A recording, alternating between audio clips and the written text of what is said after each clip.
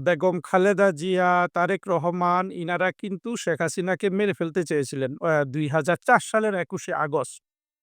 তারপরও আপনি দেখবেন আওয়ামী লীগের অফিসিয়াল যে ফেসবুক আছে বা সজীব ওয়াজেদ জয় সবাই কিন্তু আম অ্যা রাজনৈতিক শিষ্টাচার মেনেছেন। তারা কিন্তু শোক প্রকাশ করেছেন। তবে আমাদের দেশটা যেহেতু মুক্তিযুদ্ধের পক্ষের এবং বিপক্ষের এই ২ ধারায় বিভক্ত, সেই অ্যাম ২ ধারায় বিভক্ত যে স্বাধীনতা বিরোধী যে শক্তি, সেই শক্তির প্রধান নেতা কিন্তু ছিলেন একেবারে দীর্ঘ জীবন তার পুরোপুরি রাজনৈতিক ক্যারিয়ারে বেগম খালেদা জিয়া।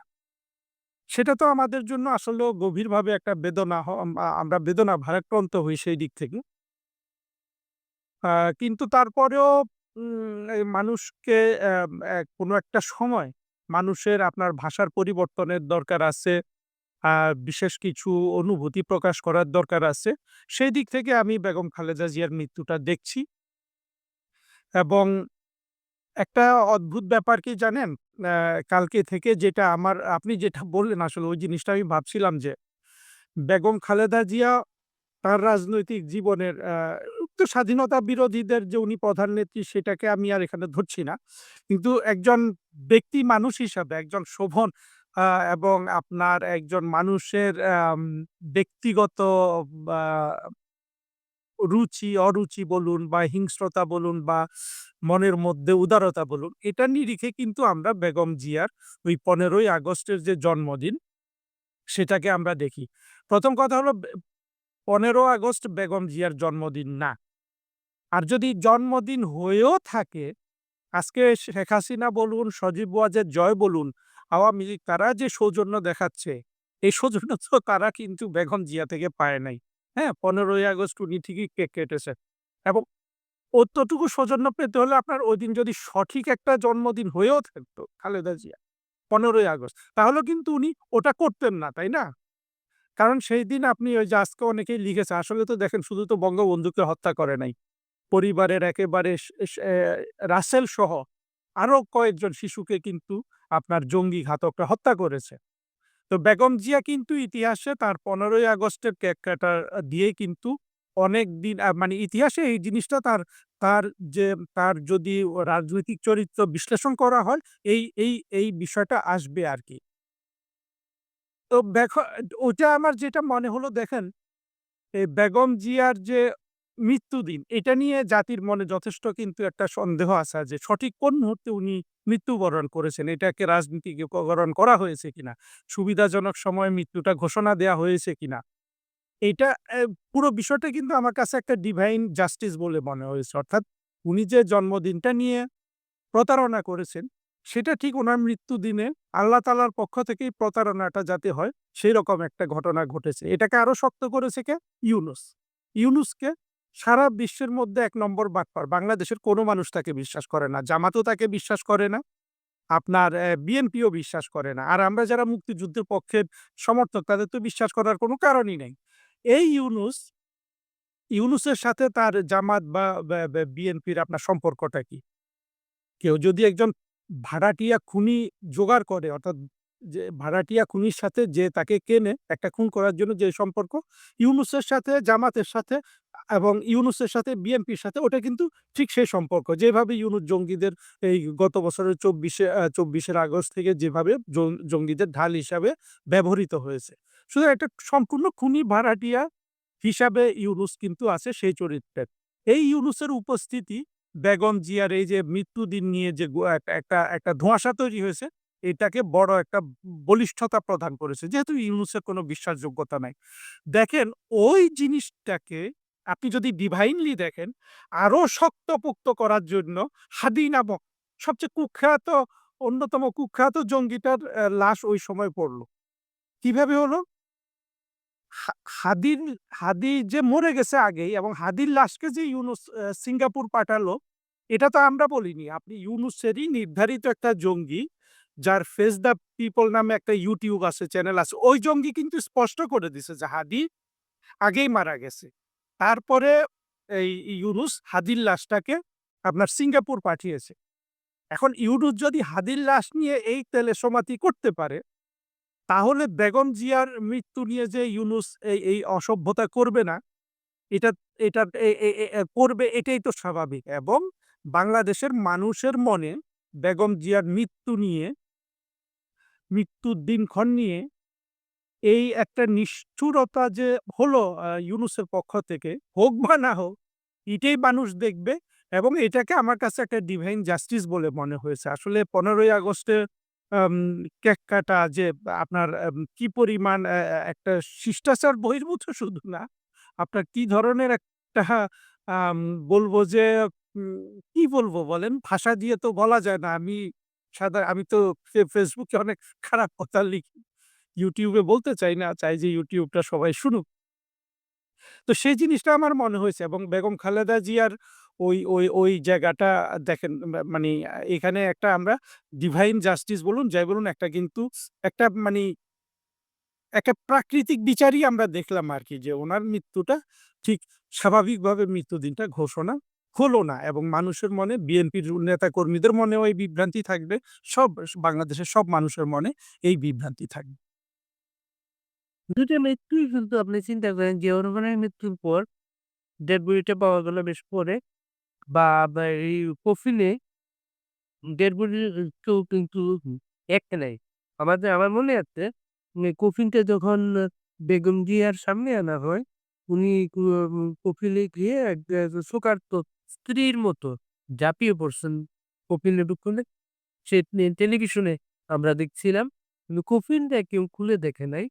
প্লাস হচ্ছে আ আরো যে সেই পরিবেশটা তৈরি করা কয়েকদিনে আপনার একটা মনে আছে আমাদের ছোটবেলায় জিয়াউর রহমান স্কুলে, কলেজে, ইউপি অফিসে বিভিন্ন জায়গায় সাদা কালো টেলিভিশন দিয়েছিলেন। উনি টেলিভিশনগুলো দিয়েছিলেন, মানুষজন ভিড় করে ওইখানে গিয়ে জমা হয়ে টেলিভিশন দেখত। তো জিয়াউর রহমান মৃত্যুর পর এই টেলিভিশনে আলোচনা, কোরআন, নাচ একটা পরিবেশ তৈরি করা হয় এবং জানা যায় কিন্তু লু লু মানুষের আয়োজনটা ছিল সেইভাবে। এই মৃত্যুটা নিয়ে আপনি যেভাবে কথাগুলো বললেন, কালকে উনার আ জানাজার বিষয়টাকে পাহারা দিতে ১০,০০০ দ দ ১০,০০০ নিরাপত্তা পুলিশ, বিডিআর, র্যাব, সেনাবাহিনী ১০,০০০ লোক থাকবে সেটা। আপনি প্রাকৃতিক বিচার বলছেন। কিন্তু আইনমন্ত্রী আতিক নজরুল তিনি কিন্তু বলে ফেলেছেন, বলেছে এটা শেখ হাসিনা এবং তার সরকারকে দায় দিয়েছেন।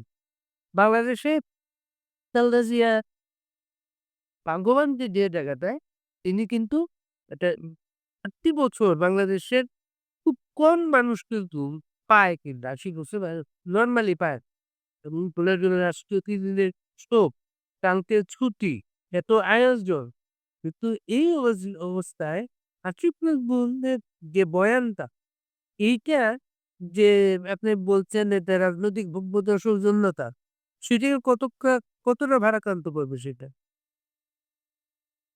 আসিফ নজরুল সম্পর্কেও আমাদের আলোচনা করতে হচ্ছে। এটা আমাদের দুর্ভাগ্য। দেখুন আসিফ নজরুলরা যে শীর্ষ সন্ত্রাসী জঙ্গিদেরই একজন এটা তো আমরা দেখেছি এবং আসিফ বাংলাদেশের চরিত্রহীন মানুষের মধ্যে, চরিত্রহীন বললে আবার সবাই বুঝবে যে শুধু নারী ঘটিত না। আমি সেটা মিন করি না। এটা বড় বিষয় না। চরিত্রহীন কাপুরুষ জঙ্গিদের মধ্যে একেবারে নিকৃষ্ট প্রজাতির যে মানুষগুলো আমরা পেয়েছি আমাদের ইতিহাসে, আসিফ নজরুল তাদের মধ্যে একজন। আসিফ নজরুলের এই জিনিসটা নিয়ে আলোচনা করা আমাদের জন্য দুর্ভাগ্যজনক। তবে একটা জিনিস দেখেন, আমি যেটা বলতে চাই, বেগম খালেদা জিয়াকে যে আওয়ামী লীগ সরকার জেল দিল, ওইটার সাথে আমি একমত না। একমত না এইজন্য যে বাংলাদেশে উনার ওটা কি অরিজিনালি ২ কোটি বা এরকম অল্প টাকার কথা বলা হয়। যেই দেশে একটা পিয়নের বা বা দুর্নীতি, একটা আপনার ওসির দুর্নীতি আপনার শত কোটি টাকা। সেইখানে বেগম খালেদা জিয়াকে ওটা আমার মনে হয় না এখানে রাজনৈতিকভাবে আওয়ামী লীগ কোনো লাভ করেছে। এটা আমি বিশ্বাস করি না। এই অ এই এই এই এই মামলাটা, এই অভিযোগটা এটা হচ্ছে 91 এ যখন খালেদা জিয়া ক্ষমতায় আসে, এই টাকাটা তখন এসেছিল এবং এই টাকাটা ব্যা 96 এ যখন আওয়ামী লীগ পাওয়ারে আছে, এই খবরটাই পায় নাই। এই মামলার এই অভিযোগ খবরটিই পায় নাই কিন্তু। 2007 এ সেনাবাহিনী যখন একটা দুষ্ট ক্ষমতায় আসলো, সেনাবাহিনী ওইটা ফাইল করে না সবার, সেনাবাহিনীর লোকদের আশেপাশে থাকে। তারা এই ফাইলটা করে রেখেছে তারা। তারা ওই মামলাটা নিয়ে ফাইলটা করে রেখেছে, ওই মামলাটা তখন করে এবং এরশাদেরও কিন্তু জনতা কারার মামলা কিন্তু এরকম কিন্তু ৳৩,০০,০০,০০০ র মধ্যে ছিল। এই ৳৩,০০,০০,০০০ ৳২৫,০০,০০০ ব্যাংক ট্রান্সফারের রেকর্ড আছে কিন্তু এটা। হ্যাঁ? এইগুলা প্রমাণ করা যায়। ২,৫০০, ৩,০০০, ১০,০০০, ২০,০০০ হুন্ডিতে যায়। এটা প্রমাণ করা যায়। হ্যাঁ? এবং এই মামলাটাকে বিএনপি এত ভয় পেত, এই মামলার হিয়ারিং এর দিন বিএনপি কিন্তু হরতাল দিত। এই মামলার দিন কিন্তু এই মামলাকে বিলম্বিত করার জন্য এটা বহুবার হাইকোর্টে গেছে, সুপ্রিম কোর্টে গেছে, স্টে করানো হইছে। অনেকদিন এই কাজটা করেছিল বিএনপি। দৌড়াচ্চা গেছি। আওয়ামী লীগের উপরে বড় আমি আপনার ইস্যুটা বুঝতে পেরেছি আপনি যা বোঝাতে চাচ্ছেন। আসলে এই তথ্যগুলো তো আমরা জানি। কিন্তু বিষয় হলো যে আওয়ামী লীগের জন্য আমি পরামর্শক হিসাবে এই কথাগুলা বলছি। দেখুন আপনি যাই করবেন সেটাতে আপনার রাজনৈতিক লাভ লোকসানটা হিসাব করা উচিত এবং সেটা প্রজ্ঞার সাথেই হিসাব করা উচিত। এই মামলা সত্য কি মিথ্যা এইটা বড় জিনিস না। মামলাটার মোরালটা হইলো বড় জিনিস ছিল। আমি এখানে বেশি সময় নষ্ট করব না। আমার অনেক কথা বলার আছে। আমি সেখানে যাচ্ছি। আমার কথা হলো যে বিএনপি কিন্তু ৫ বার শীর্ষ দুর্নীতিগ্রস্ত দেশ তৈরি করেছিল বাংলাদেশে।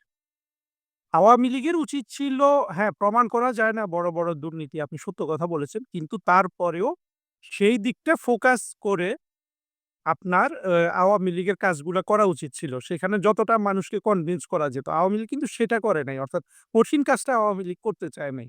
বাংলাদেশে আওয়ামী লীগকে কঠিন কাজই করতে হবে। কেউ যদি আওয়ামী লীগের মন্ত্রী হতে চায়, কেউই তো হতে চাইবে না। আওয়ামী লীগের সত্যিকারের দায়িত্ব যেটা, সেটা করতে গেলে আওয়ামী লীগের জন্য মন্ত্রী আপনি খুঁজে পাবেন না। কারণ আওয়ামী লীগের জন্য এ রাষ্ট্র শাসন করা ৫০ গুণ বেশি কঠিন। সেই কঠিনটা আওয়ামী লীগ ভুলে গিয়ে এইসব সস্তা জিনিসের উপর কাজ করেছে। যার কারণে এটাতে আওয়ামী লীগের কোনো লাভ হয় নাই। হুম?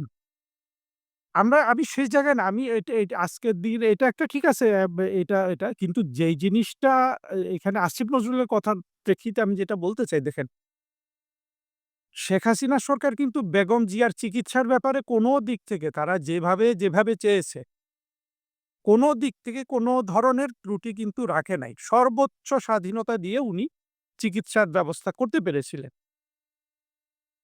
এবং উনি বিদেশে গেছেন সেখানে গিয়ে আসলে উনি তেমন কোনো চিকিৎসা করাননি। ওখানে ডাক্তার-টাক্তার দেখেছে বুঝছেন?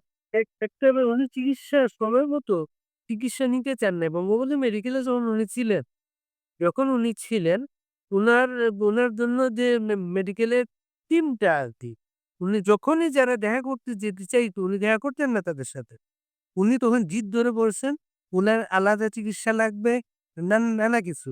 মানে আর্থ্রাইটিস মনে করেন। আর্থ্রাইটিসের একটা সমস্যা হাত হাতগুলা কিন্তু বেঁকে গিয়েছিল। হাতগুলো না বেঁকে গিয়েছিল। আর্থ্রাইটিসের চিকিৎসা বাংলাদেশে যা অস্ট্রেলিয়াতে তা। এটা ১ম এ থাইরয়েড যে ইনজেকশন দেয়, পেইন কিলার দেয়, এমনি ফিজিওথেরাপি আছে এবং না হলে সেটা অপারেশনে যায়। টাইমলি উনি চিকিৎসাটা নিতে চান নাই। না আমরা এই চিকিৎসার উপর বেশি সময় ব্যয় না করি। মোট কথা হলো উনি সর্বোচ্চ সুযোগ পেয়েছেন দেশে-বিদেশে চিকিৎসায় এমনকি বাংলাদেশে থেকেও। এইটার ব্যাপারে কিন্তু কোনো সন্দেহ নাই। আমি যেহেতু নিরপেক্ষতার সাথে কথা বলার চেষ্টা করি, আমাকে দুটোই বলতে হবে। তো কিন্তু দেখেন, এই যে সর্বশেষ আপনি এটা অনেকবার ফোকাস করেছেন, তাকে যে সেনাকুঞ্জে নিয়ে যাওয়া হলো, যে ছবিটা আমরা দেখলাম উনার হাতে পানি, ওটাই কিন্তু উনার মৃত্যুটাকে ত্বরান্বিত করেছে।